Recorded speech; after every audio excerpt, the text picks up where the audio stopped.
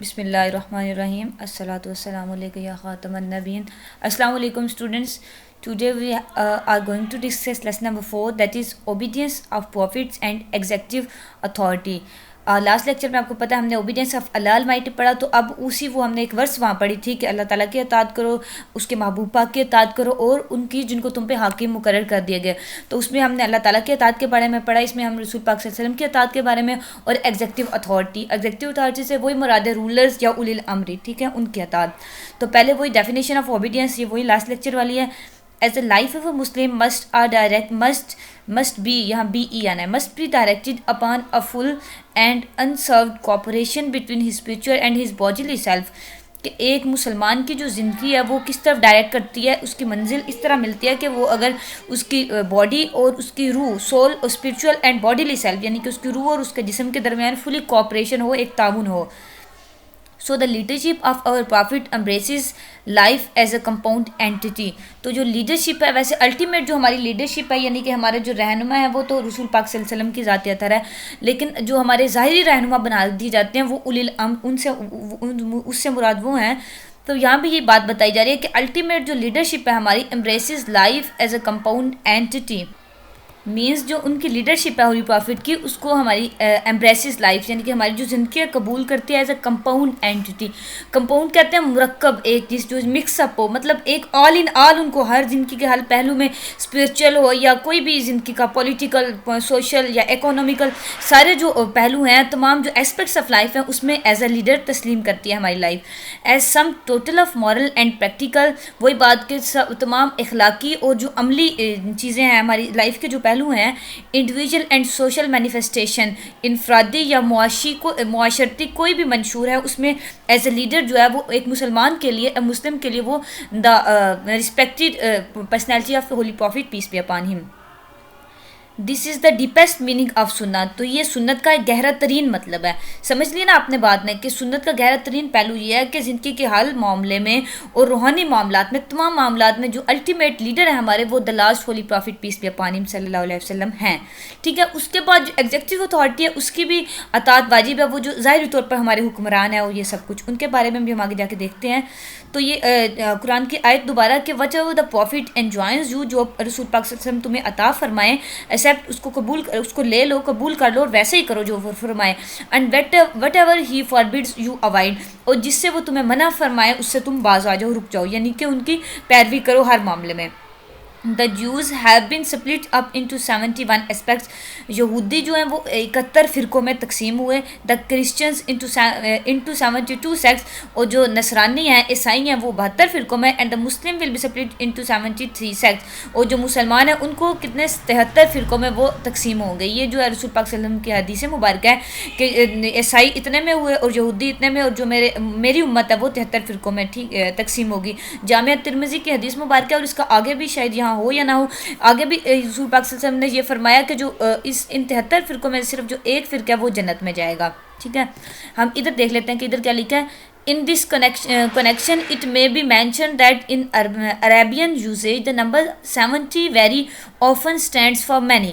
تو اس کنیکشن میں، اس حدیث سے ہم نے یہ بات اخذ کرتے ہیں کہ جو عربی کلچر ہے اس میں 70 کا لفظ وہ مینی کے لیے، کئی کے لیے، بہت سو کے لیے 70 یوز کرتے تھے. And does not necessarily denote that actual arithmetic figure. اور ضروری نہیں کہ ارتھمیٹک فگر ایکچولی کہ اصل میں یہ 70 ہیں، یعنی کہ 70 کا مطلب ہے بہت سے. یہاں مطلب کوئی بات ہم کسی سے ہم نے بات کریں نا تو ہم غصے میں اسے کہتے ہیں کہ میری بات نہیں آپ نے سنی، میں نے آپ کو یہ 70 دفعہ بات کہی ہے. مطلب اب اٹ ڈز ناٹ مین کہ آپ نے 70 بار ایکچولی میں گن کے کہو، یعنی کہ اس کا یہ مطلب ہوتا ہے آپ نے کئی بار کہی ہے. تو یہ حدیث سے یہ جو آپ کے نوٹس لکھنے والے ہیں وہ یہ معنی اخذ کر رہا ہے، وہ کہہ رہا ہے کہ یہ 70 کا مطلب ایگزیکٹ یہاں 70 نہیں، یہاں یہ مطلب ہے مینی کے مینس میں یہاں یوز ہوا ہے اس حدیث میں. سو دا profit obviously intended to say that the sects and divisions among the Muslim would be very many. تو رسول پاک صلی اللہ علیہ وسلم کے اس حدیث کا یہ مراد تھا کہ جو مسلمانوں کے فرقے ہیں وہ بہت ڈھیر سارے ہوں گے. even more than those among the Jews and Christian، حتیٰ کہ یہودیوں اور عیسائیوں سے زیادہ مسلمانوں کے فرقے ہوں گے. and he added اچھا یہ آگے ہم دیکھتے ہیں، لیکن یہ حدیث کا میں نے آپ کو بتایا، اس یہ جو ایکسپلینیشن دی یا نوٹس آپ کے کمپائل کرنے والے ہیں وہ بھی بتائی آپ کو، لیکن میں اس سے ایگری نہیں کرتی. تو میں اسی بات سے یعنی کہ 70 اور 71 اور 72 سوری 71 72 اور 73 تینوں آ رہے ہیں نا، مطلب 71 72 ہے 73، مطلب یا تو 70 ہوتا نا ایک بات ہوتی تو پھر ہم اس کو لے سکتے معنی کے ورڈز میں، لیکن مجھے نہیں لگتا کہ یہاں یہ معنی کے ورڈز میں یوز ہوا ہے. باقی وہ پھر واللہ عالم، تو ادھر انٹرپریشن دی ہوئی تھی، میں نے آپ سے جو اپنی پرسنل اوپینین تھی وہ شیئر کر دی، آپ پھر جو چاہیں اس کو اڈاپٹ کریں. ویل نیکسٹ ہم دیکھتے ہیں اس کی translation. Nay by the sustainer they do not attain to faith until they make thee O Muhammad peace be upon him a جج of what is in dispute between them. یہ 5ویں پارے کی آیت مبارک ہے کہ سورۃ النساء میں اللہ تعالیٰ فرماتا ہے کہ اے محبوب پاک صلی اللہ علیہ وسلم تب تک یہ ایمان والے نہیں ہو سکتے جب تک وہ آپ کو اپنے جو ڈسپیوٹس ہیں، اپنے تمام تنازعات میں آپ کو جج نہ تقسیم کر لیں، آپ کو آربیٹریٹر نہ اپنا تسلیم کر لیں. And find themselves no dislike of what thou decides and submit with full submission. مطلب پوری مکمل سبمیشن کا مطلب ہے دل سے تسلیم کر لینا، ایک بات مکمل عاجزی دل سے اس کو تسلیم. اس کا ویسے آپ کو مفہوم آیت کا یہ بتاؤں کہ آپ کے رب کی قسم ہے محبوب صلی اللہ علیہ وسلم، یہ تب تک ایمان والے نہیں ہو سکتے جب تک اپنے تمام معاملات میں آپ کو حاکم نہ جج یعنی کہ تسلیم نہ کر لیں، اور اس طرح تسلیم کریں کہ جو آپ فیصلہ فرمائیں اس کے بارے میں ان کے دل میں کوئی حرجن کا لفظ ہے، حرج بھی نہ آئے. مطلب ایسے ہوتا ہے نا کہ آپ کو اگر پیرنٹس سے ٹیچر کوئی بات کہہ رہے ہیں، آپ کو دل میں تو آپ کہہ رہے ہوتے ہیں یار یہ کیا مصیبت ہے مجھے، لیکن آپ ظاہری ان کا حکم مان رہے ہوتے ہو تو دل میں آپ کا تھوڑا حرج آ رہا ہوتا ہے. تو یہ بات ہے کہ جو رسول پاک صلی اللہ علیہ وسلم کا فیصلہ ہے ان سے محبت کا تقاضا، ایمان کا یہ تقاضا ہے کہ ان کے فیصلے کے بارے میں دل میں بھی حرج نہ آئے، کہ ذرا سا دل میں، حالانکہ جو دل کا حرج ہے وہ انسان کے اپنے بس میں نہیں ہوتا، وہ تو انکانشیسلی ہوتا ہے نا. مطلب آپ کی تربیت اس کو لائک کرتی ہے یا ڈس لائک کرتی ہے یا واٹ ایور، تو ویسے آپ دل میں فیل کرتے ہیں. تو یہ بات کہ جو رسول پاک صلی اللہ علیہ وسلم سے محبت یہ تقاضا کرتی ہے کہ آپ کے انکانشیس میں بھی، آپ کے دل میں بھی حرج نہ آئے. اچھا اس سے میں آپ کو تھوڑا اور ڈسکس یہاں کرنا چاہوں گی کہ اس آیت کا نا جو پیچھے بیک گراؤنڈ ہے آیت کا شان نزول وہ یہ ہے کہ جب حضرت عمر کے پاس ایک آیا نا بندہ، مطلب ظاہری مسلمان تھا، منافق تھا، نمازیں پڑھتا تھا اور سارا مسلمانوں والے کام کرتا تھا. منافق ہوتا ہی وہ ہے جس کے دل میں رسول پاک کی محبت نہ ہو. ٹھیک ہے، ابھی بھی تو بہت سارے ایسے منافق کہتے ہیں ہم نماز پڑھتے ہیں جی، ہم حج کرتے ہیں، ہم روزے بھی رکھتے ہیں، ہم سارا کچھ کرتے ہیں، لیکن دل سے رسول پاک صلی اللہ علیہ وسلم کی جو محبت ہے نا وہی بات یہ والی آیت کا کہ تقاضا وہ پورا نہیں کرتے تو وہ منافق ظاہر ہے. اور منافق کے لیے قرآن کی واضح نص ہے کہ ان المنافقین فی الدرک الاسفل من النار، جہنم کے سب سے نچلے درجے میں، یعنی کہ کافر تو ہوں گے ہی نا درجے میں، اور ان سے بھی جو نیچے والا درجہ ہوگا منافق اس میں ہوں گے. ٹھیک ہے، اب نو میٹر کہ آپ کے سامنے کوئی بڑا حاجی نمازی پرہیزگار ہے، اب کسی کے ایمان کی ججمنٹ صرف اس بات پہ ہونی چاہیے کہ وہ رسول پاک صلی اللہ علیہ وسلم سے اس کے محبت کتنی ہے، اور محبت صرف زبانی نہ ہو، اس کے اعمال سے، اس کے جو اس کا جو آپ کہہ لیں ایکشنز ہیں وہ محبت کی وضاحت کرتے ہیں. وہی تقاضا ظاہر ہے محبت ایکشنز کرتی ہے نا کہ وہ اس کا کیا رسپانس ہے ہر بات کے معاملے میں. اس کا شان نزول آپ سے شیئر کرتی ہوں کہ وہ ایک منافق اور ایک یہودی تھا، ان کے درمیان جھگڑا ہوا تو کوئی معاملہ ہوگا کوئی سیٹلمنٹ کی رسول پاک صلی اللہ علیہ وسلم نے.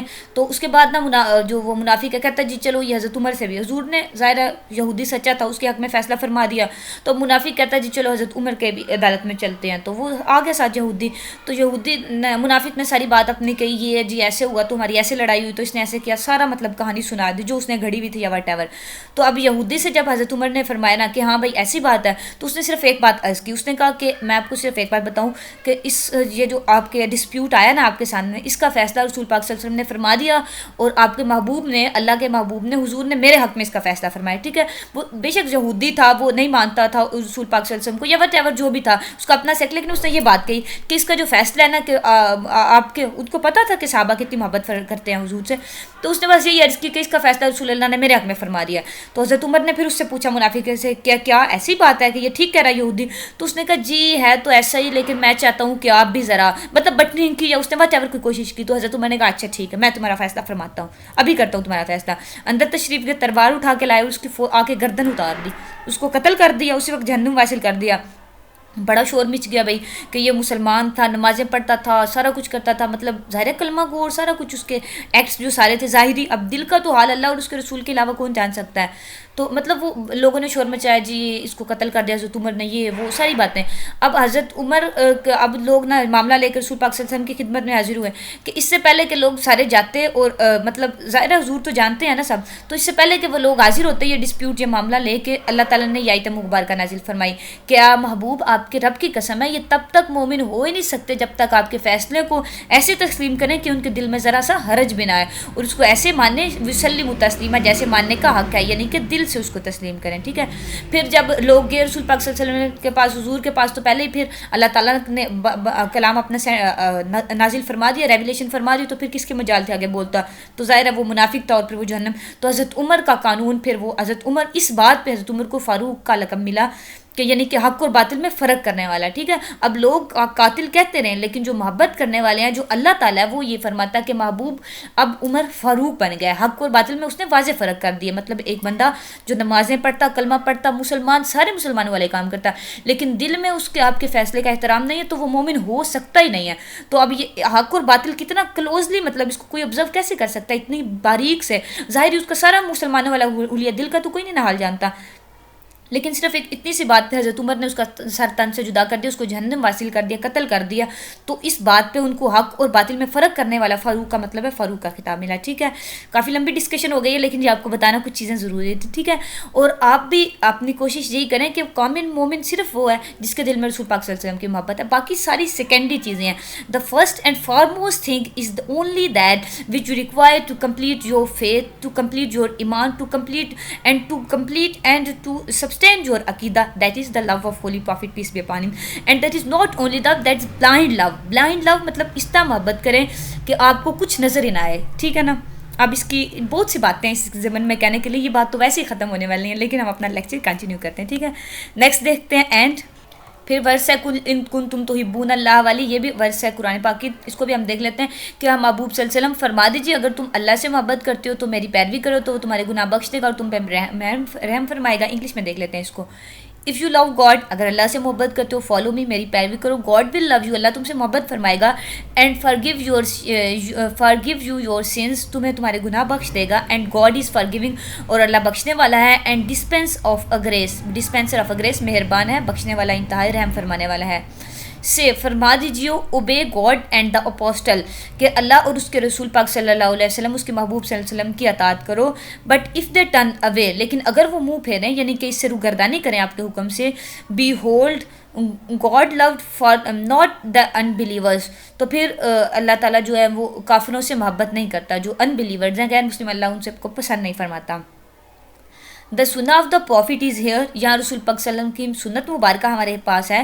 دیو فور نیکسٹ ٹو دا قرآن، قرآن کے بعد جو سیکنڈری سورس ہے، قرآن کے فوراً بعد ہمیں جس چیز سے کنسلٹ کرنا ہے، ایون کہ قرآن کی بھی انٹرپریٹیشن کے لیے ہمیں سننا ریکوائرڈ ہے. The second source of Islamic law of social and personal behaviour, یہ بات آپ نے یاد رکھنی ہے کہ اسلامک لا کا first and foremost source is Quran, second source is سنہ، دین اجتہاد، اجماع، قیاس، اور وہ فردر آ جاتے ہیں، وہ آپ سے کس سے کنسرننگ نہیں ہے. آپ یہی بات یاد رکھیں کہ first source of Islamic law is Quran and the second source is Sunnah. In fact, we must regard the Sunnah as the only valid explanation of the Holy Quran. آگے ہوگا کہ ہم جو سنت کو ریگارڈ کر سکتے ہیں کہ صرف قرآن پاک کی جو ویلڈ ایکسپلینیشن ہے وہ صرف سنت مطہرہ صلی اللہ علیہ وسلم ہے. So, many verses of Holy Quran have an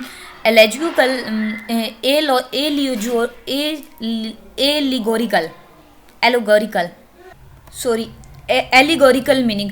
some times ایسے ہوتا ہے کہ ورڈز نا وہ نظر سے گزرے تو ہوتے ہیں لیکن وہ نہیں پروناؤنس سم ٹائم ٹھیک ہو رہی ہوتی، تو ظاہر ہے میں بھی مسٹیک کر سکتی ہوں. I am also human being like you. Well اچھا، ایلوگوریکل میننگ وہ ہوتے ہیں مطلب جیسے آپ نے قرآن میں پڑھا ہوگا متشابہ آیات جو ہوتی ہیں نا، متشابہات یعنی ان کے تمثیلی آیات کے ایک ظاہری میننگ تو اس کا اور ہو رہا ہوتا ہے لیکن ہم اسے کسی بھی طرف انٹرپریٹ کسی بھی طرح اس کی انٹرپریٹیشن اسی ایکسپلینیشن کر سکتے ہیں، تو ان کو کہتے ہیں ایلیگوریکل میننگ، یعنی کہ تمثیلی لفظ دیتے ہیں. متشابہ جو الفاظ ہیں، متشابہ آیات ہیں، وہ مراد ہے اس سے. ٹھیک ہے. And could be understood in different ways, اور ان کو مختلف طرح سے سمجھا جا سکتا ہے. بتایا نا آپ کو کہ ان کا ڈفرینٹ طریقے سے ان کو انڈرسٹینڈ کیا جا سکتا ہے. unless there was some definite system of interpretation، جب تک ان کا definite system interpretation کا نہ ہو. اس کا یہ مطلب ہے کہ کچھ ایسی بہت سی ایسی چیزیں قرآن میں جو ہمیں نہیں ظاہر، ہم اس کے ظاہری مطلب سے نہیں سمجھ سکتے، تو اس لیے ہمیں سننا ریکوائرڈ ہے for correct interpretation of holy Quran. Okay. and there are furthermore many items of practical importance not explicitly dealt with the Holy Quran. اور بہت سی پریکٹیکل امپورٹنس کے یعنی کہ عملی کام اس طرح ہیں جن کو ایکسپلیسٹی واضح انداز میں قرآن مجید میں نہیں ہے. جیسے کہ آپ کو اگزامپل دوں کہ نماز کا حکم کئی بار آیا اقیم الصلاۃ و اقام الصلاۃ, کہیں اقیم کہیں آئے کہیں اقام الصلاۃ, نماز قائم کرو, لیکن اب اس کی رکعات کی تعداد یا ایگزیکٹ جو طریقہ ہے کہ پہلے تسمیہ طاؤس تسمیہ پڑھنا ہے, تکبیر تحریمہ, اس کے بعد قیام, پھر رکوع سجود, سارا کچھ وہ نہیں ہے قرآن میں, کہیں بھی نہیں ہے. تو یہ ہمیں سنت سے ڈیفینیٹلی ملتا ہے. اس لیے جو قرآن کی کریکٹ انٹرپریٹیشن ہے, بلکہ اونلی انٹرپریٹیشن کے لیے ہمیں سننا ریکوائرڈ ہے. ٹھیک ہے. The spirit prevailing in the holy book is to be sure uniform throughout. تو ہولی یعنی کہ قرآن پاک میں جو اسپرٹ پریویل کر رہا ہے, جو لاز ہیں وہ شور ہیں, یونیفارم ہے, تھرو آؤٹ ہیں, یعنی کہ وہ ایک یونیورسل نیچر کے ہیں. But to deduce from it practical attitude which we have to adapt is not in every phase and easy matter. تو اس سے پریکٹیکل اڈاپشن کرنا, یعنی کہ جیسے میں نے آپ کو نماز کی ایگزامپل دی, اب نماز قائم کرنے کا ایک بندہ جس کے سامنے سنت نہیں ہے, جس نے فرسٹ ٹائم قرآن کی آیت پڑھی, اس کو بالکل کنسیپٹ نہیں ہوگا کہ یہ نماز کیا ہے, کیسی قائم کرنی ہے, یا کیا کرنا ہے اس میں. تو پریکٹیکل ایٹیٹیوڈ جو ہے وہ ہم کبھی بھی قرآن کے جو اس کا تھرو آؤٹ یونیفارم اور جو شور رول قرآن نے ہمیں پرووائڈ کیا, اس سے ہم ڈیڈیوس نہیں کر سکتے. اس کے لیے ہمیں ہمیشہ سنت کی ضرورت ہوتی ہے.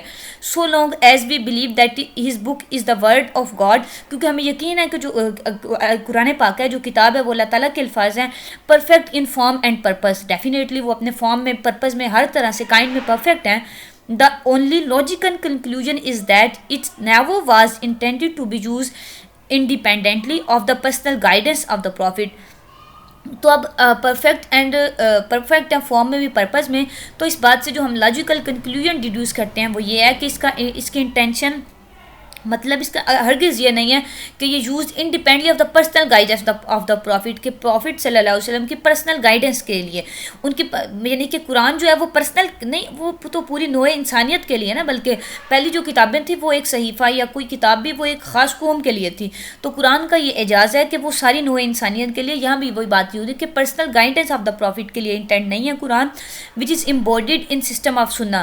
تو جو قرآن کی گائیڈنس ہے, ایک تو وہ یونیورسل ہیں, اس کے جو لاز ہیں یونیورسل ہیں, اور دوسری یہ بات کہ تو ہمیں بھی گائیڈنس کے لیے قرآن تو ہے ہی ہے پوری نوع انسانیت کے لیے, لیکن جو گائیڈنس کے لیے امبوڈیڈ ان دا سسٹم آف سنت کا جو سسٹم ہے نا, اس میں امبوڈیڈ ہے قرآن کے جو رولز ہیں وہ سنت سے ڈیڈیوس. مطلب وہی بات جو اوپر سے بار بار ہم پڑھتے ہیں کہ قرآن کو ایسے آپ نہیں سمجھ سکتے وداؤٹ انٹرپریٹیشن پرووائڈیڈ بائی سنہ. Okay. For the purposes of this chapter, the following reflection should be sufficient. تو اس چیپٹر کا پرپز یہی آپ کو بتانے کے لیے, جو آپ کو ریفلیکشن ہو گیا یہ آپ کے لیے کافی ہے, انف ہے, سفیشینٹ ہے. Our reasoning tells us that there could not possibly be a better interpreter of the Quranic things than he through whom they were revealed to humanity. تو ہماری جو ریزننگ ہے وہ ہمیں یہ بتاتی ہے کہ قرآن پاک کی کہیں بھی بیٹر انٹرپریٹیشن نہیں ہے. مطلب جس پر قرآن پاک نازل ہوا, جن پر نازل ہوا, یعنی کہ رسول پاک صلی اللہ علیہ وسلم کی ذات طیبہ, تو اس ذات کے علاوہ کوئی بھی ہمیں قرآن کی بیٹر انٹرپریٹیشن کوئی بھی نہیں بتا سکتا. تو ڈیفینیٹلی پھر سنت سے زیادہ اور کوئی طریقہ ہی نہیں ہے ہمارے پاس سنہ پاک, حدیث پاک کے سے علاوہ قرآن کی انٹرپریٹیشن کے لیے.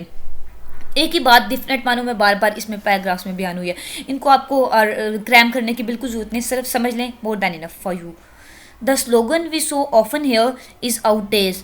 ہم یہ نعرہ اکثر سنتے ہیں دنوں میں, کون سا بلا, let us go back to the Quran, قرآن کی طرف واپس آؤ, but let us not be slavish followers of sunnah. یعنی کہ لیکن let us not be slavish for, یعنی کہ سنت کی پیروی نہ کرو لیکن قرآن کی طرف واپس آؤ. اس نعرے کا یہ مطلب ہے. یہ بہت سے بد عقیدہ لوگ ابھی بھی لگاتے ہیں جو آپ کا عقیدہ خراب ہے, ایمان خراب برباد کرنا چاہتے ہیں. آپ ان کی بالکل بات نہ سنیں, ٹھیک ہے. یہاں بھی یہ بتایا کہ merely betrays and ignorance of Islam, وہ اسلام کو دھوکہ دیتے ہیں, یعنی کہ جو جہالت ہے, اسلام کو جہالت کی طرف, ایک اسلام کا آپ کو لبادہ اوڑے ہوئے آپ کو جہالت کی طرف لے کے جا رہے ہیں. جو آپ کو لوگ یہ کہتے ہیں نا کہ قرآن کی طرف واپس آؤ اور سنت کو جو ہے اس کو فالو نہ کرو سلیوش وے میں, یعنی کہ غلام کے طور پر, ایک شانہ غلامی سے بھی زیادہ آپ کو سنت کو فالو کرنا چاہیے, تبھی آپ قرآن کی طرف واپس آ سکتے ہیں. ایسے تو ہو ہی نہیں نہ سکتا. مطلب ایسے جو لوگ کہتے ہیں وہ آپ کو اسلام کے ظاہری حلیے میں آپ کو جہالت کی طرف لے کے جاتے ہیں.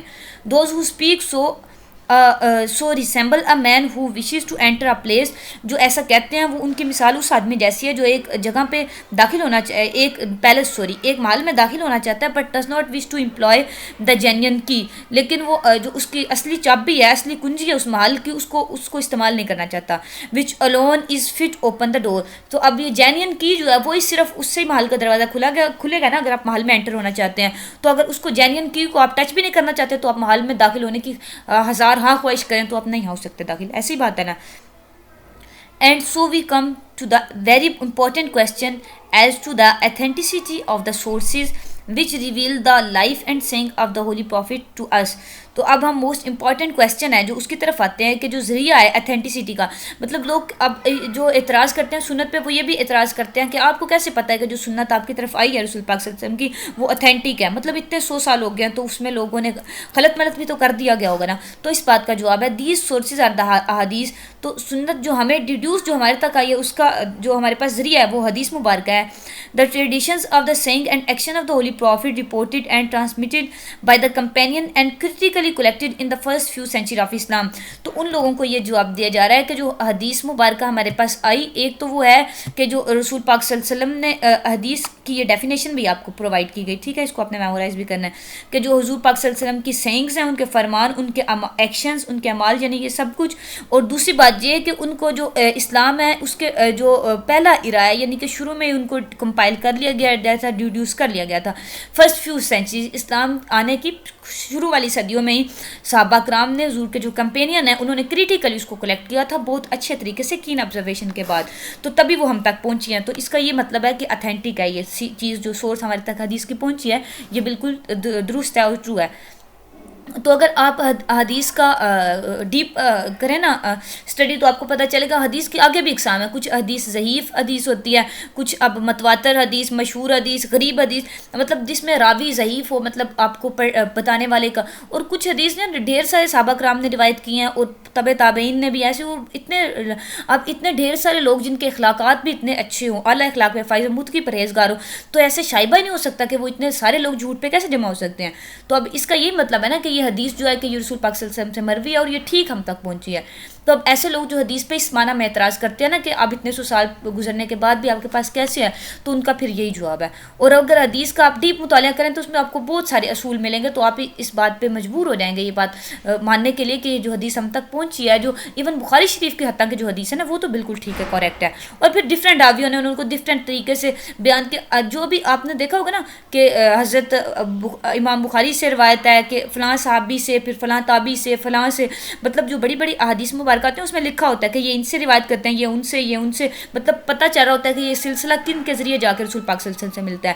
تو وہ اس روایت کا یہ مطلب ہے کہ حدیث کی جو اتھینٹسٹی ہے نا, یہ بات اتھینٹک اس کو کرنے کے لیے آپ کو کہ جو پڑھنے والے اس کو اس بات پہ یقین ہو جائے کہ یہ اتھینٹک حدیث ہے اور یہ اس سورس سے ہی ہمیں پرووائڈ کی گئی ہے. ویل نیکسٹ دیکھیں, many modern Muslim profess that they can not rely upon the body of the احادیث آن وچ اٹ ریسٹ. تو بہت سے سو کالڈ ماڈرن جو مسلم ہیں وہ اس بات کا اعتراف کرتے ہیں کہ ان کو حدیث پہ احصار نہیں کرنا چاہیے, انحصار. It has become a matter of fashion in our days to deny in principle. ابھی ہمارے آج کل کے دنوں میں ایک فیشن بن گیا ہے ڈینائی کرنا, حدیث کا انکار کرنا نا ایک فیشن بن گیا ہے. دا اتھینٹسٹی آف حدیث and there for of the whole structure of the سنہ. اب وہ سوال کیا کرتے ہیں, انکار تو انہوں نے کرنا ہوتا ہے, انکار میں وہ اس بات کو لاتے ہیں کہ اتھینٹک نہیں ہے بھائی, حدیث اتھینٹک نہیں ہے. تو میں نے آپ کو اس لائن پڑھنے سے پہلے کافی اتھینٹسٹی کے بارے میں تقریر کر دی, ہوپ سو آپ کو یہ بات کلیئر ہوگی, ٹھیک ہے. تو اس طرح اتھینٹسٹی کی پلی لے کے نا وہ سارا جو ہول اسٹرکچر آپ سننا ہے اس کو ڈسٹرائی کر دیتے ہیں ایسے لوگ. تو ایسے لوگ بالکل وہ دین کے دشمن ہی ہیں ڈیفینیٹلی. اوپر جیسے ہم نے پڑھا کہ وہ آپ کا ایمان جو اسلام کے لبادے میں خراب کرنا چاہتے ہیں, جو آپ کو کہتے ہیں نا قرآن پڑھو, صرف قرآن کی طرف آؤ, اللہ کی طرف آؤ, سنت اور رسول پاک صلی اللہ علیہ وسلم کی ذات مبارکہ سے آپ کو دور کرتے ہیں, وہ ڈیفینیٹلی 100% وہ آپ کے اور آپ کے دین کے پکے دشمن ہیں, ٹھیک ہے. آگے نیکسٹ ہم پڑھ لیتے ہیں اوبیڈینس آف ایگزیکٹو اتھارٹی, یعنی کہ جو ہمارے حکمران ہیں ان کی ہم نے جو اطاعت کرنی ہے وہ کیسے. The rule of the executive authority in the Islamic system is essentially to ensure the implementation of the Sharia. اب دیکھیں کہ ایگزیکٹو اتھارٹی کا اسلامک سسٹم میں صرف رول ہی یہ ہے کہ اس نے کیا کرنا ہے, شریعہ کو امپلیمنٹ کرنا ہے, یعنی کہ شریعت نافذ کرنا ہے. اب اس کا کام یہ نہیں ہے کہ اگر کوئی حاکم بن گیا ہے تو وہ دوسروں کو اپنا غلام بنا کے رکھے, نہیں, اس کا کام ہی صرف یہ ہے کہ شریعت کو نافذ کرنا ہے. For those who follow it among the resident of the Islamic State, owing either to their faith in Islam or of their desire for the protection it provides. یعنی کہ اب حکمرانوں کا کام، اگر ایگزیکٹو اتھارٹی کا آپ کے پاس پرپز آ جائے کہ اس کا کیا کام ہے، تو آپ نے بتانا ہے کہ ایگزیکٹو اتھارٹی کا صرف کام ہی یہ ہے کہ وہ سنت کا نفاذ کرے، سنت کو نافذ کرے۔ اسلامک اسٹیٹ میں آپ کے جو حکمران ہیں ان کا آپ نے اطاعت تب کرنی ہے جب ان کی اطاعت اللہ اور رسول کے اطاعت کے مطابق ہوئی۔ ہم نے پچھلے لیکچر میں بھی ڈسکس کیا ڈیٹیل سے یہ بات، تو یہاں بھی یہی بات بتائی گئی ہے۔ Among the resident of Islamic state, Islamic state کے جو رہائشی ہیں، اس کے رہنے والے، ان کے درمیان شریعت نافذ کرے، owing either to their faith in Islam, اس بات پہ کہ اگر ان کا فیتھ اسلام ہے تو ان کے پہ شریعت نافذ کرنی ہے، اور their desire for the protection it provides. تو یہ وہ لوگ ہیں جو ذمی ہیں، جن کو یعنی کہ اسلامک اسٹیٹ میں جو نان مسلم رہ رہے ہوتے ہیں نا، ان کو مائنورٹی تو کہتے ہیں اقلیت، تو عربک میں ان کے لیے ذمی کا لفظ استعمال کیا جاتا ہے کہ وہ اسلامک اسٹیٹ میں اسلامک اتھارٹی کی اور اللہ تعالیٰ کی اور اللہ تعالیٰ کے محبوب کی، اور اس کے بعد جو ایگزیکٹو اتھارٹی ہے اسلامک اسٹیٹ کی، اس کی پناہ میں پروٹیکشن سیکھ کر کے وہاں رہ رہے ہوتے ہیں۔ یعنی کہ وہ اپنے پروٹیکشن کے لیے، وہ آپ کو پتہ ہے وہ جزیہ بھی دیتے ہیں اور وہ سارا کچھ، یعنی کہ وہ اسلامک اسٹیٹ میں پناہ کی صورت میں رہ رہے ہوتے ہیں۔ تو وہاں یہی مطلب ہے کہ اسلام جو ایگزیکٹو اتھارٹی ہے اس کا کام ہے کہ اسلامک اسٹیٹ میں شریعہ کو امپلیمنٹ کرے، شریعت کا نفاذ کرے، اور بے شک وہ لوگ مسلمان ہیں یا پھر وہ غیر مسلم ہیں جو پروٹیکشن سیکھ کرنے کے لیے باہر ہیں، جیسے بھی وہ لوگ ہیں ان پہ شریعت کا نفاذ لاگو کرے اس ایگزیکٹو اتھارٹی۔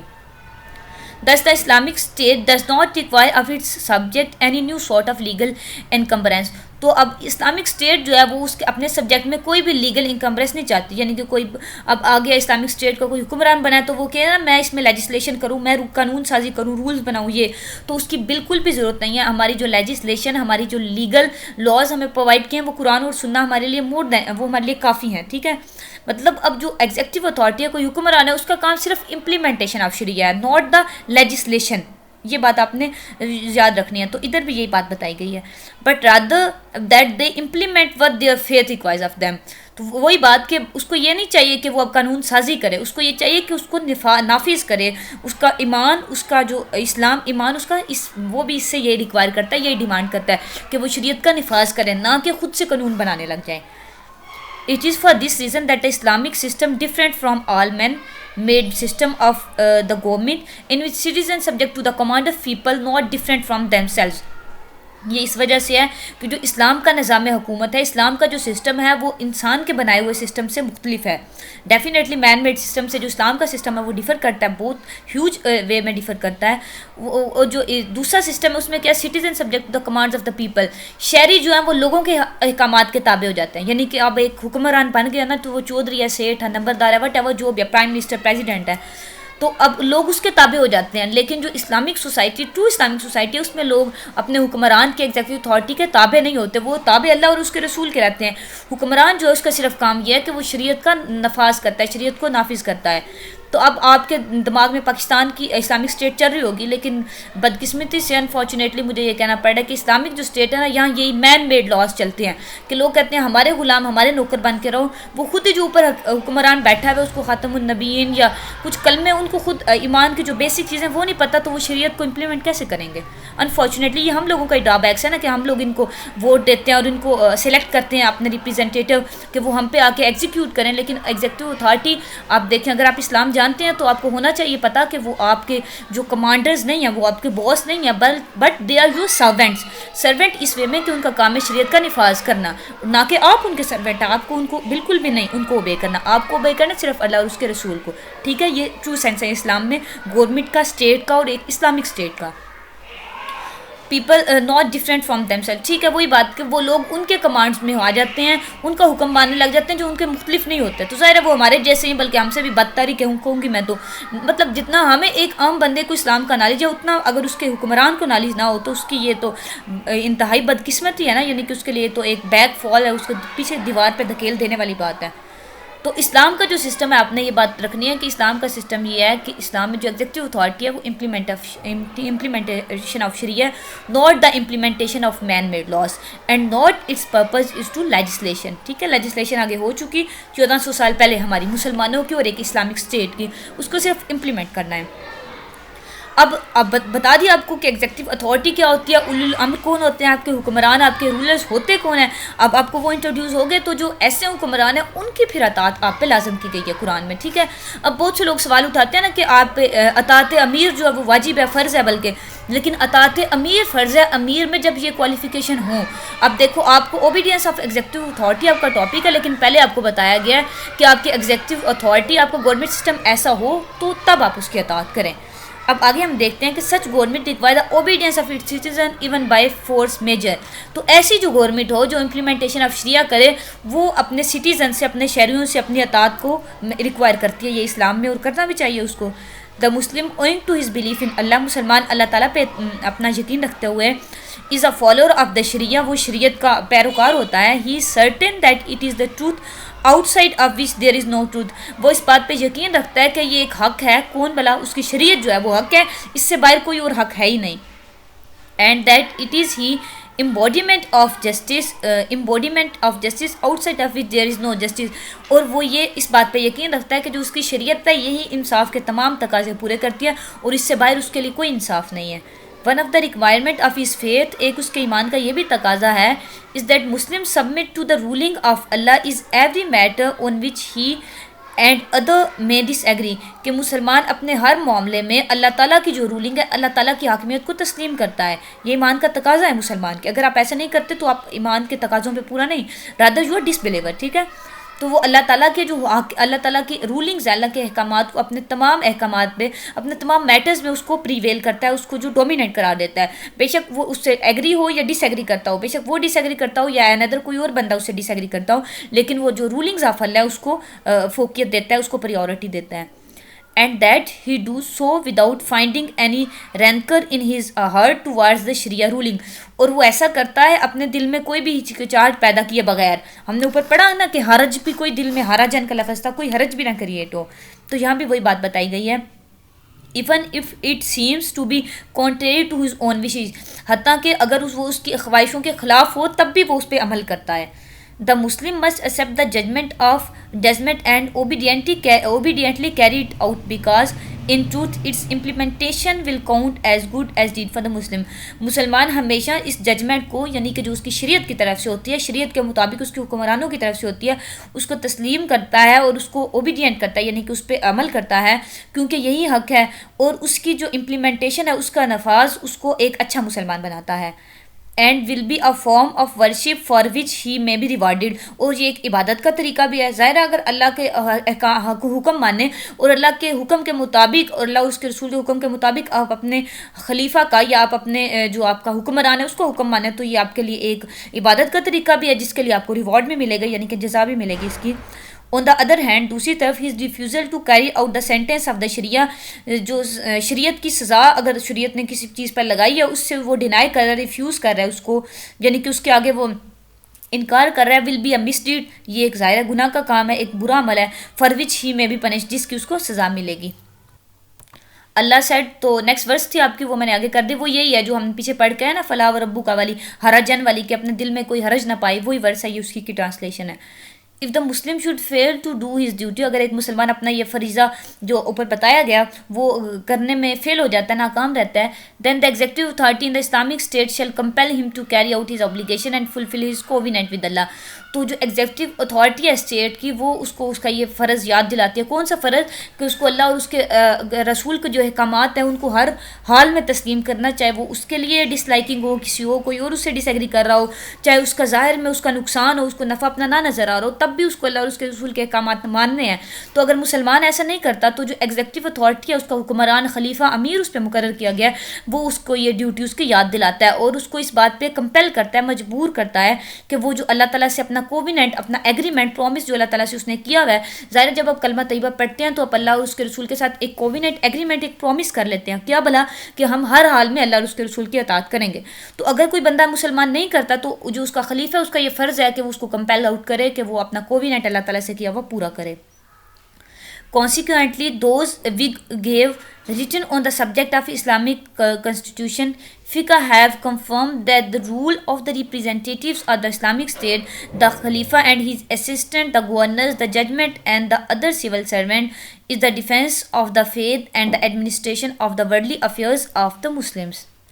کافی لمبا سینٹینس ہو گیا. یعنی اس کا مطلب یہ ہے کہ کانسیکوینٹلی نتیجتاً کہ جو وگ ہے give written on the subject of Islamic constitutional فقہ, اسلام کا جو کانسٹیٹیوشن ہے, اسلام کا آئین ہے, یعنی کہ فقہ جو ہے اس میں جو لکھی گئی وہ بات یہ ہے کہ ایک اسلامک اسٹیٹ کا جو ریپریزنٹیٹیوز ہے اس کے نمائندے اسلامک اسٹیٹ کے وہ خلیفہ ہوں, یا اس کا نام پریزیڈنٹ ہو, پرائم منسٹر ہو, یا منسٹرز ہوں, کچھ بھی ان کو نام دیا جا سکتا ہے نا, وہ نمائندے ہوتے تو ریپریزنٹیٹیوز ہیں نا اسلامک اسٹیٹ کے, اور ان کے جو اسسٹنٹس ہیں ان کے مددگار دا گورنر بھی, ججز بھی, سول سرونٹس بھی, سارے کے سارے ان کا کیا کام ہے, از دا ڈیفینس آف فیتھ. ان کا کام صرف کیا ہے, مسلمانوں کا ایمان جو ہے اس کو دفاع کرنا, اس کی حفاظت کرنا. لیکن اب تو یہ ایمان کے لٹیرے بنے ہوئے ہیں نا جو اسلامک اسٹیٹ آف پاکستان میں ہو رہا ہے. ویل انفارچونیٹلی کہنا پڑ رہا ہے. خیر, یعنی کہ اس پیراگراف میں یہ بات بتائی گئی کہ اسلام کی اسٹیٹ کا جو ریپریزنٹیٹیوز ہیں وہ سی ایس پی آفیسرز ہوں, ججز ہوں, گورنرز ہوں, منسٹرز ہوں, خلیفہ ہو, ان کے اسسٹنٹس, ان کا سارا کا کام کیا ہے کہ آپ کے فیتھ کا ڈیفینڈ کریں, آپ کے ایمان کی حفاظت کریں, اور the administration of the worldly affairs of Muslims, اور مسلمان کے جو ایک دنیاوی معاملات ہیں ان کی ایڈمنسٹریشن کریں. ٹھیک ہے, یہ دو کام ہیں خلیفہ کے. اسلام میں جو خلیفہ جو حقیقی معنوں میں مسلمانوں کا ریپریزنٹیٹیوز ہوتا ہے اس کے یہ دو کام ہوتے ہیں. تو اگر اس کے یہ دو کام ہیں, وہ یہ کر رہا ہے تو آپ پر اس کی اطاعت واجب ہے, فرض ہے بلکہ. لیکن اگر وہ یہ کام نہیں کر رہا تو پھر definitely you are not supposed to obey him. In fact, this summarization is comprehensive on the sheds light on the meaning of Islamic legal control and its exercise. تو در حقیقت یہ جو سمرائزیشن ہے کہ اسلام کا لیگل سسٹم اور اسلام کا legal control ہے وہ ایکسرسائز یہی بات کرتی ہے. تو یعنی کہ اسلام کا جو سسٹم ہے نا, سارا گورنمنٹ کا لیگل سسٹم ہے, وہ یہی بات الٹیمیٹلی خلیفہ کا کام. پہلی بات تو یہ ہے کہ they are not your boss, they are your servants, and then the sole purpose to defend your faith and administration of the worldly affair of you or of Muslims. The undertaking by the Islamic State of the executive function is, Islamic state کا جو executive function ہے اس کا وہ کیا ہے, in fact the basis of the legitimacy of the authority granted to the Islamic ummah. تو مسلم امہ کو جو اتھارٹی گرانٹ کی گئی ہے لیجیٹیمیسی, یعنی کہ جو آپ کا نمائندہ ہے, ایگزیکٹو ہے, آپ کا ایگزیکٹو فنکشن کنٹرول کر رہا ہے, وہ جو امت کی اس کو ایک ذمہ داری سونپی گئی ہے, اس کی وہ لیجیٹیمیسی, یعنی کہ اس کو جائز طریقے سے استعمال کرے, ایک مقدس امانت کے ریک پہ استعمال کرے. مطلب وہی ساری باتیں کہ اس کو شریعت کے مطابق عمل کرے اور لوگوں کے بھی ایمان کی حفاظت کرے. Thus, if the state is lax its duty, then it forfeits the basis of its authority and the reason for its exercise. Means اگر کوئی اسٹیٹ, کوئی ریاست لیکس ڈیوٹی, اپنا یہ فرض جو بتایا گیا اوپر ایک ریاست کی ذمہ داریاں فرائض, وہ سر انجام دینے میں کمی کرتی ہے, تو کیا forfeit the basis of its authority, تو وہ اپنا جو اقتدار ہے, اپنی حاکمیت ہے, اس کی بنیاد ہے وہ کھو دیتی ہیں. The reason of for exercise, تو پھر اس کی حاکمیت کی, اس کا ایک اسٹیٹ ہونے کی, یا اس کی گورنمنٹ یا سروینٹ یا ان کے رولنگ اتھارٹی ہونے کی کوئی بھی بیسس رہ نہیں جاتی. ظاہر جب وہ اپنا کام نہیں کری تو اس کے ہونے کا کیا فائدہ. If the Islamic State is responsible for the preservation of its legitimacy, اگر ایک اسلامی ریاست اپنی لیجیٹیمیسی کو پریزرو کرنے کے لیے, اپنی یعنی کہ جو ایک جائز اس کا وجود ہے اس کو محفوظ رکھنے کے لیے ذمہ دار ہے, then its executive authorities as represented by the imam, the governors and the employees of the state may not depart from his legitimacy in the administration and managing in the affairs of the state. یعنی کہ اگر کوئی اسلامی ریاست بتا دیا نا آپ کو کہ پریزرو اپنی جو لیجیٹیمیسی ہے اس کو اس کی حفاظت کرنے کی ذمہ دار ہے, تو جو اس کی ایگزیکٹو اتھارٹیز ہیں وہ کیا ہوں گی, ایمان کے ذریعے, یعنی کہ وہ ان سے ان کا ریپریزنٹیڈ بائی ایمان, تو یعنی کہ وہ خود کی نمائندگی ایمان کے ذریعے کریں گے, لوگ کے ایمان کی حفاظت کر کے, جیسے ہم نے اوپر پڑھا. تو گورنرز ہیں اور جو سارے امپلائیز ہیں, یعنی کہ جو ملازمین ہیں اسٹیٹ کے, ناٹ ڈپارٹ فرام دیز لیجیٹیمیسی, تو وہ اپنی جو لیجیٹیمیسی ہے اس کو ڈپارٹ یعنی کہ رخصت نہیں کریں گے, and the administration and managing the affairs of state, مطلب بچوں نٹ شل میں اس کا وہی مطلب ہے جو ہم اوپر پڑھتے آ رہے ہیں کہ اگر ایک جو اسٹیٹ ہے اس کی رسپانسبلٹی ہوگی نا لیجیٹیمیسی کو پریویل کرنا، اس کو پریزرو کرنا، یعنی کہ لوگوں کے ایمان کی حفاظت کرنا، اسلام کا شریعت کا نفاذ کرنا، تو جو اس کے نیچے والے امپلائیز ہیں، گورنرز ہیں، ججز ہیں، وہ سارے کے سارے بھی اس کے ایڈمنسٹریشن میں مینیجنگ افیئر کرنے میں وہ بھی یہی کام کریں گے. مطلب اگر اوپر آپ کا صدر یا پرائم منسٹر ٹھیک بیٹھا ہوگا تو نیچے سارے لوگ ٹھیک ہوں گے، جو اپنے اپنے سارے ڈپارٹمنٹس میں، مطلب سی ایس پی ایک آفیسر ہے، ایس ایچ او ہے، اس کے بعد آئی جی ہے، اور سارے ہیرارکی چلتی ہے نا. لیکن اگر سے اوپر سے ہی خراب ہوگا تو پھر نیچے لوگوں کو تو بندہ نہیں ان کو بلیم کر سکتا. So if any one of them does anything addressed by such regulation or decision will not be obliged to obey or comply. تو اگر ان میں سے کوئی anything addressed by such regulation، ان میں سے کوئی بھی بندہ کوئی رول چلانے والا اس کو اگر خطاب کیا جائے اور ڈیسیجن یا اس کے کوئی فیصلے دیکھے جائیں will not be obliged to obey or comply، تو ان کو ہم اوبے کرنے کے لیے یا اس کو ہم اس کی فرما برداری کرنے کے لیے ہم obliged نہیں ہیں. یعنی کہ اگر کسی بندے کی فرما برداری کے لیے obliged نہیں، آپ کو آگے بھی بتایا کہ ہم نے صرف اطاعت امیر تب کرنی ہے جب اللہ اور اس کے رسول کی اطاعت کے مطابق ہو.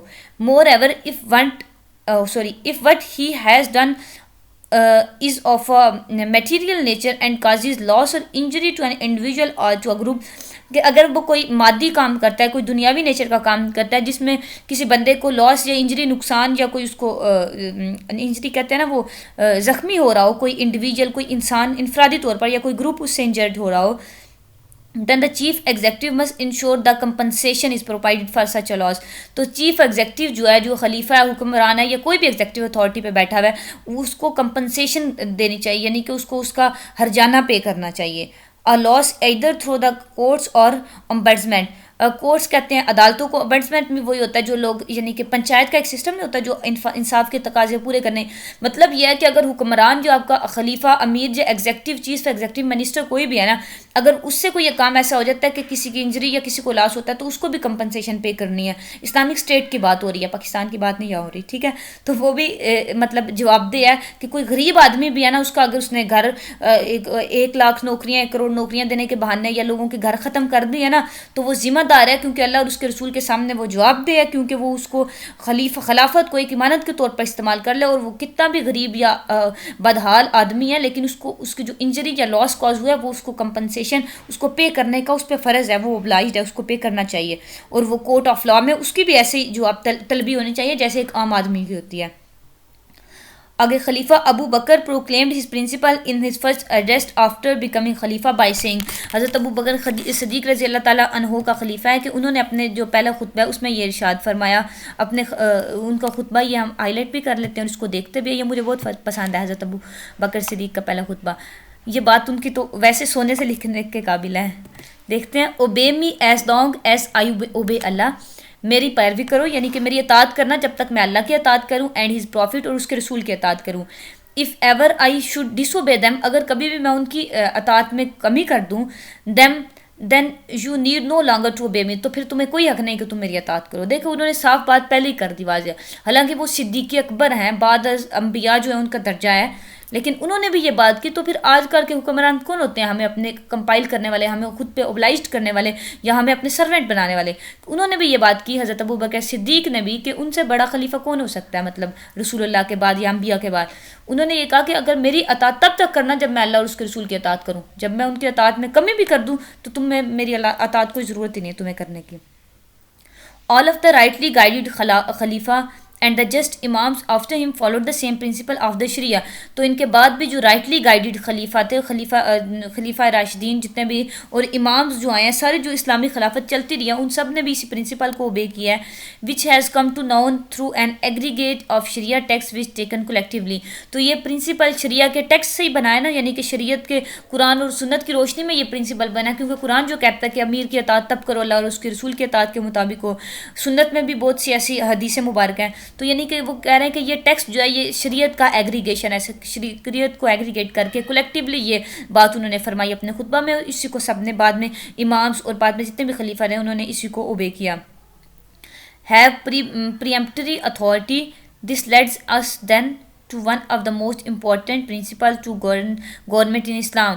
تو یہ جو بات ہے اس کی پریمپٹری اتھارٹی ہے، یعنی کہ یہ اتھورائزڈ ہے خلیفہ تب تک جب تک آپ اللہ اس کے رسول کے اطاعت میں رہے، آپ اس کے اطاعت کرتے رہیں، اور یہ پرنسپل اسلام کی گورنمنٹ کا ایک اہم پرنسپل ہے، اور یہ ساری باتیں ٹھیک ہے. اٹ از آگے حدیث مبارکہ ہے، it is related on the authority of the fourth rightly guided khalifa. چار جو رائٹلی گائیڈڈ، یعنی کہ رائٹلی گائیڈڈ خلیفہ سے مراد ہے خلیفہ راشدین، ٹھیک ہے.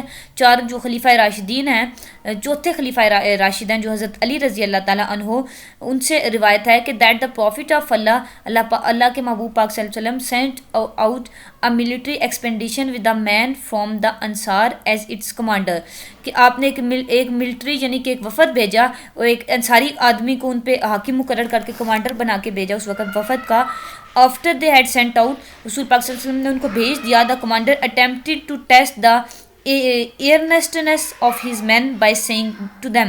تو وہ کمانڈر جس کو وفد کا، جس کو انصار کو جس کو کمانڈر بنایا تھا وفد کا، اس نے جو اپنے وفد ہے ان لوگوں کا، اس نے ان کا ٹیسٹ دا ایئرنیسنس، یعنی کہ ان کی دل جمعی کہتے ہیں اس کو، ایئرنیسنس کو نا، کہ ان کے دل جمعی چیک کرنے کے لیے، ان کا امتحان کرنے کے لیے ان سے کہا did the prophet of Allah not order you to obey me, کہ اللہ کے نبی پاک صلی اللہ علیہ وسلم نے تمہیں میرا حکم ماننے کے لیے نہیں تمہیں کہا تھا. ان رپلائی، تو ان لوگوں نے جواب دیا، دے سیڈ، انہوں نے فرمایا تھا، but of course then he said, لیکن اس کے بعد یہ بھی فرمایا کولیکٹ سم ڈرائی ووڈ، پھر اس نے یہ کہا کہ کچھ جو ہے خشک لکڑیاں اکٹھی کر لو. I have decided that your you will step into the fire، میں نے یہ فیصلہ کیا ہے کہ you will step into the fire، یعنی کہ اس نے پہلے تو ان سے پوچھا نا، سب لوگوں سے کمانڈر نے، کہ کیا اللہ کے نبی نے تمہیں میری اطاعت کو حکم نہیں دیا؟ انہوں نے کہا بالکل دیا ہے.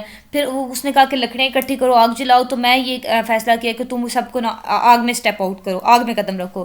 دین one of the younger soldier, تو ایک نوجوان spy said to the others, اس نے دوسروں سے کہا you run from the first of the hell to the prophet of Allah. تو پہلے تمہیں جو اس آگ جو ہیل ہے نا، جو اللہ کے محبوب پاک صلی اللہ علیہ وسلم نے جس آگ سے تمہیں ڈرایا ہے، پہلے تمہیں اس آگ سے بھاگنا چاہیے اور پھر اس آگ سے. یعنی کہ اگر تمہارا امیر کہہ رہا ہے نا کہ تم آگ میں قدم رکھو، تو تمہیں یعنی کہ اگر کیونکہ امیر کے اطاعت وہ صحابہ جو ہے نا، وہ ایک رسول پاک کی بات کو ایسے بالکل ایز اٹ از پہ امپوز کر لیتے ہیں کہ حضور نے فرمایا امیر کی اطاعت کرنی ہے تو کرنی ہے، تو ابھی ہمیں کہہ رہا ہے آگ میں کود جاؤ، تو ہمیں اس میں کرنا ہے، کیونکہ ہمیں جس آگ سے حضور پاک نے ڈرایا ہوا ہے، یعنی کہ اگر ان کی نافرمانی کریں گے تو اس ہیل جہنم کی آگ اس سے ہمیں پہلے بھاگنا ہے، بعد میں اس آگ سے. Do not now rush into anything until you have met the holy prophet of Allah. تو لوگ پھر وہ آپس میں کہنے لگے کہ جلدی نہ کرو تب تک کسی چیز کی طرف، مطلب اس خلیفہ کا یہ جو حکم ہے آگ کا والا ایمان میں، جلدی نہ کرو جب تک تم اللہ کے محبوب سے مل نہ لو. تو پھر کیا ہوا؟ Then if he orders us to step it, یعنی کہ انہوں نے کہا کہ جب تک رسول پاک صلی اللہ علیہ وسلم سے مل نہ لو، ان کو ایک بار تم بیان نہ کر لو کہ یہ ہمارا امیر اس بات پہ ہمیں کمپیل کر رہا ہے، تب تک تم اس کے اطاعت نہ کرو، ایک ینگ سولجر نے کہا. تو پھر then if he orders you to step into it, تو اگر وہ تمہیں حکم دیں کہ تم واقعی جو یہ امیر کہہ رہا ہے ایسا کر لو، تو پھر تم کر گزرنا. دا نیریٹر سیڈ، پھر روایت کرنے والے نے آگے کہا کہ when they return to prophet, جب وہ حضور پاک صلی اللہ علیہ وسلم کی خدمت میں حاضر ہوئے دوبارہ، and told him what had happened, اور عرض کیا کہ کیا ہو چکا ہے، یعنی کہ ہمارے امیر نے پہلے ہم سے یہ پوچھا، پھر ہمیں ایسا کہا لکڑیاں اکٹھی کرو، آگ جلاؤ، یہ سب کچھ. ہی سیڈ ٹو دیم، تو رسول پاک صلی اللہ علیہ وسلم نے فرمایا ان سے، if you had stepped into it, اگر تم اس میں قدم رکھتے، you would never have step out of it, تو تم اس میں سے کبھی باہر نہیں آ سکتے تھے. Obedience is owed only in matters of piety, تو جو صرف اطاعت امیر ہے وہ صرف پائٹی کہتے ہیں نا، تقوی کے معاملہ میں جائز ہے. یعنی کہ جو یہ تو نہیں نا اب امیر کہہ رہا کہ آگ میں کود جاؤ تو تم کود جاؤ.